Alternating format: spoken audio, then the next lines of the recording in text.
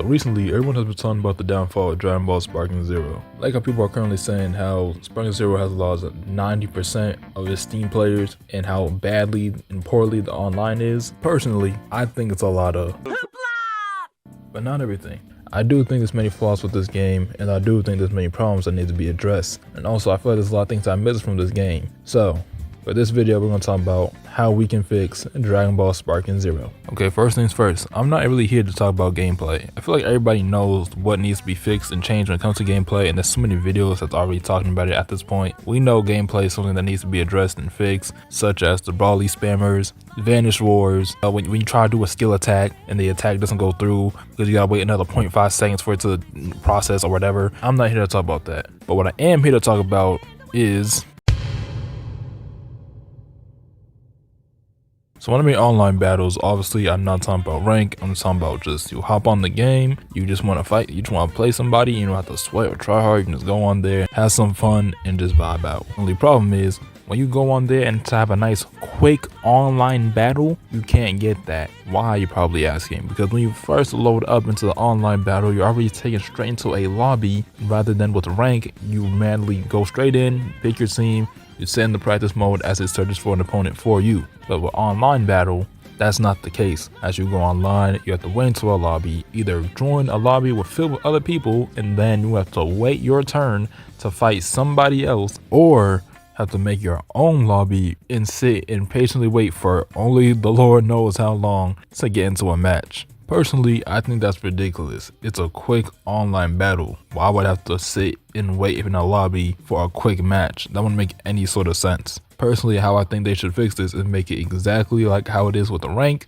Just let me load right up, sit and practice for a bit, and let the matchmaking do its job. One thing I like to add is one of the reasons why people complain about the game so much is because they can only play ranked. Because if you try to get on a normal online lobby, you might just be sitting there for eons, and we want a quick, easy match, and rank provides that for us. This next topic is something I really want to talk about, and I think this is something Sparking Zero must do if they want to keep this game alive, and that is more what ifs. I feel like every DLC that now comes out, there should be a what if added. Very similar to Xenoverse, how Xenoverse has a whole new story mode. Sparking Zero should look into that as well, because they can. Why can't they? There's already a story mode in place with the what ifs. They should definitely, in every DLC that drops, drop a new what if. Maybe maybe around 2, 3, 4 new what ifs for each character, or even add more story modes for other characters, such as characters like the androids, Bardock, Cell, Beerus, Hit, I don't know, Tien, Yamcha, you know what I'm trying to say. You get the point.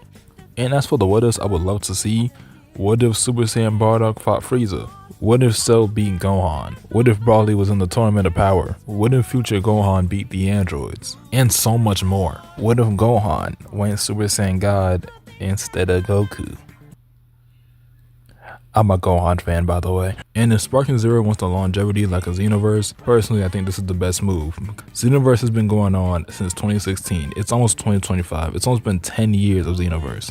And I don't think Sparking Zero has to go on for 10 years, but 2-3 years don't sound that bad until we get, I don't know, Sparking Zero the sequel, Sparking Zero 2, I don't know. Another thing I like to quickly add is the tournament mode. I haven't played it too much because I simply can't.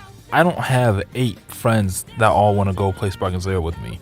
So trying to get into a tournament mode is complicated as all garbage. Sometimes you start a tournament mode, you join in a lobby, you sit there and you gotta wait like 30 minutes just to get it to start. And it's simply ridiculous. And personally, my way of fixing this, honestly, I don't even know, if I'm being honest with you. That's why I don't got much to say on it. But they gotta fix that somehow.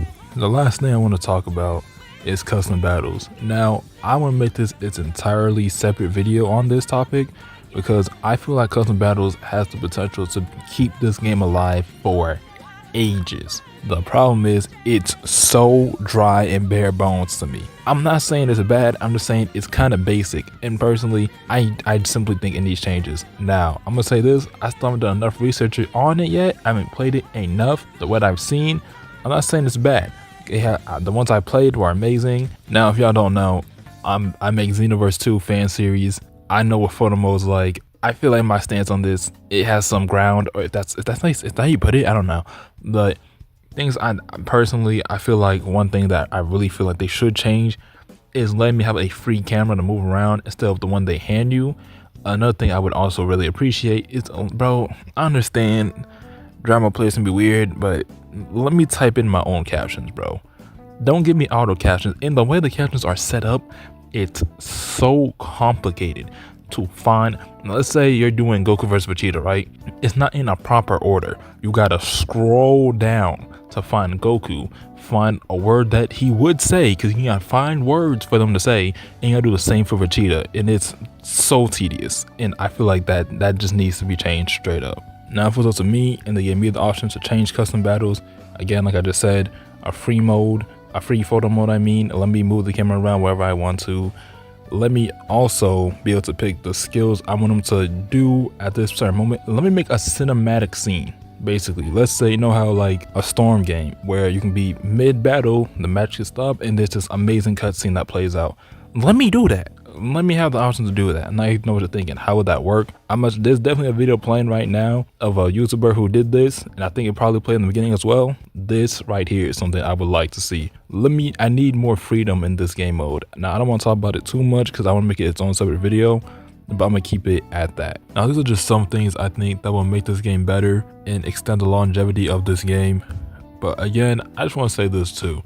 The game just released only a month ago. The game we have right now is not going to be the game by, let's say, summertime or by the end of the year. Heck, it's not even going to be the same game by like next month. Let's keep it a stack. But I do personally think they should definitely look into these things. So maybe either the next DLC, the next update, or maybe once in the future. But that's my stance on it. Tell me what y'all think down below in the comments, and God bless.